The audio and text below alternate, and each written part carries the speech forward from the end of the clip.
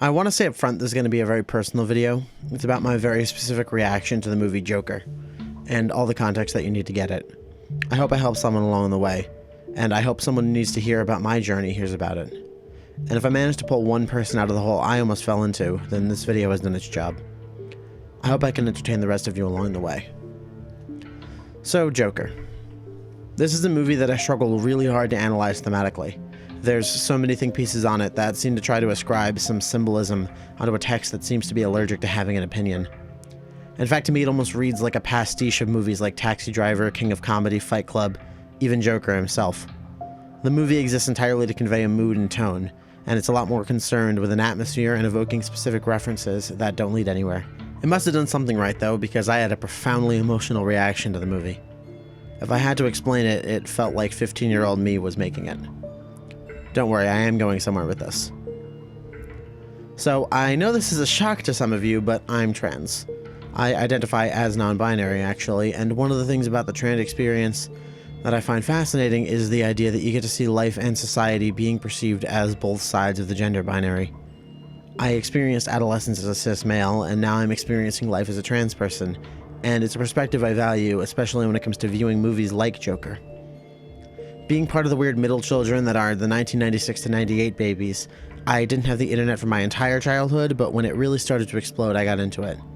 I've been making YouTube videos for about as long as there's been a YouTube, with the same pirated copy of Fraps that everyone used. Call of Duty on Xbox was the big thing I was into at the time, which recently kind of sucked me down the Wings of Redemption rabbit hole. I got into PC gaming after that brief stint with the Xbox 360, which ended about the time that Call of Duty Ghosts came out, and through that I rediscovered YouTube. Only it had grown up with me. More teenager-oriented content and PC gaming content coming from the likes of Angry Joe, Total Biscuit, Yahtzee in both his Zero Punctuation series and his Let's Drown Out videos. And then the summer of 2014 happened. For those of you who are blissfully ignorant to the events that occurred in the internet in the August of 2014, I will not be providing a recap here. There are enough of those on the internet. What happened is not the point of the story. Anyone who is watching this video almost certainly knows what I'm talking about when I mention the phrase Gamergate. What I want to focus on is how Gamergate hit me as a consumer of games media going through my adolescence online. Put simply, Gamergate was my first exposure to online discourse and the toxic minefield it is. Before this, I was very hardcore into the keep your politics out of my games ideology, as though any work of art could exist outside of a political context.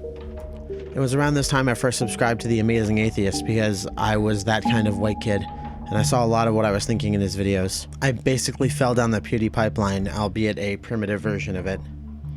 I stumbled upon Sargon of Akkad, and I am very glad that 16-year-old me started to see his rhetoric for what it was, and that I shouldn't be watching it. I didn't know what to make of Gamergate at the time, but I knew one thing. And I knew that no one should be getting death threats or be doxxed because of internet bullshit. Even after religiously watching the old internet aristocrat videos on Gamergate itself, I think I mostly ended up standing with Total Biscuit. And not to drag a dead man's name through the mud, but he seemed to be the one in the right there. Because it was about ethics in games journalism, right? Right? It was just women and minorities being mad because we were fighting for ethical journalism and how they shouldn't get special treatment, and about now how not all cops are bad people, and I would go on and on and on. I was a 17-year-old white kid who wore a black trench coat through all of senior year of high school. That's not a joke or an exaggeration, that actually happened. I absolutely took the red pill too, and not in the trans way, see previous video. And I totally fell into the incel mindset. I read 4chan almost daily. It wasn't until years after the fact that I found Ian Danskin's channel, Innuendo Studios. He had a big series of videos up about what he called Angry Jack, called Why Are You So Angry? I watched them all in one sitting. This must have been like 2016 or 2017. When I was fully becoming politically aware and my politics had evolved past the point of just parroting proto-internet alt-right rhetoric. And it all came crashing down. I was Angry Jack. I had that bubble that women were equal, feminists were mad about nothing, trans people could suck it up, LGBT people should do their gay shit over there, or all of it. Gamergate broke the first part of that bubble. The bubble where nothing was political, and anyone who made anything political had an agenda. Watching those videos on GamerGate, however, broke it the rest of the way. And that's why this video is about Joker. Joker is definitely my favorite villain of all time. Probably my second favorite comic book character, after Spider-Man. Part of that is because of what he represents. He as a character is someone free from all expectations of the people around him. He's the most sick and twisted version of that freedom. The Joker can be whoever, can be whatever. He is pure, all-consuming chaos. I played the Arkham games when I was growing up and watched The Dark Knight when it was in theaters. When I was growing into a teenager, I discovered movies like Taxi Driver, Fight Club, and Watchmen, and started reading into Randian objectivism. The problem was that I took those movies seriously, as a guide rather than as a warning. Rorschach and the Comedian especially were kind of role models for me at the time, so much that my senior quote in my yearbook is, "Once you realize what a joke everything is, being the comedian is the only thing that makes sense." During that time, I started idolizing the Joker and Tyler Durden as well, especially Joker's one bad day speech from the end of Killing Joke. I thought I wanted to be him, to be that free, to have that level of perceived control over my life, especially because growing up I felt like everything was against me despite coming from a position of privilege. Thank God I didn't discover Jordan Peterson. At some point, all of this stopped being useful to me. I was so tired of feeling like I was some god above all other men. I got really tired of it, having to be angry at feminists and women, just begging for some girl to fuck me. God, I'd do anything for a girl to say she loved me at the time. But it was all worthless and vapid, and I thought I'd get Helena Bonham Carter in my bed if I was that cool. But it stopped mattering, and I got really depressed.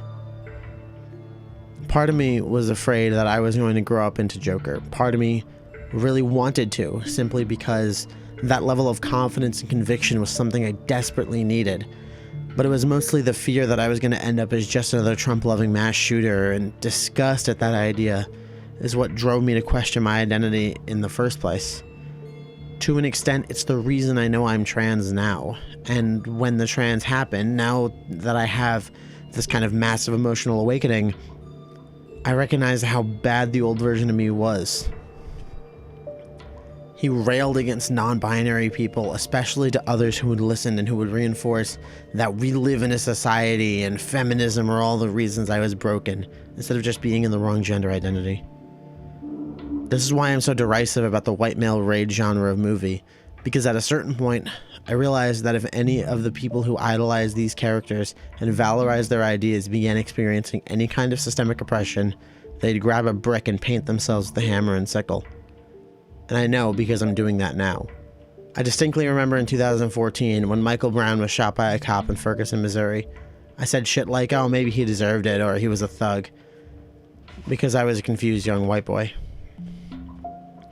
At time of writing, the country is currently exploding with protests responding to the police killing of George Floyd and Breonna Taylor. I went out to a local protest 2 days ago.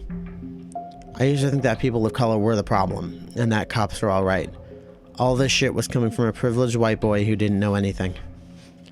This channel is partially an apology to anyone I hurt by spouting that rhetoric. So, seeing Joker now, I felt a great satisfaction that I've grown past all of that. I used to think I could be the Joker if I tried hard enough and was badass enough, and that the world would finally take me seriously. Now I look back on all of that and I wonder why I even bothered. Because now, life has a very different meaning to it. It's not about anything that high-minded or adolescent for me. I'm past all of it. And I felt good seeing a movie that the old me would have loved for all the wrong reasons, recognizing that and realizing that those emotions are not mine, and that I've grown above it all.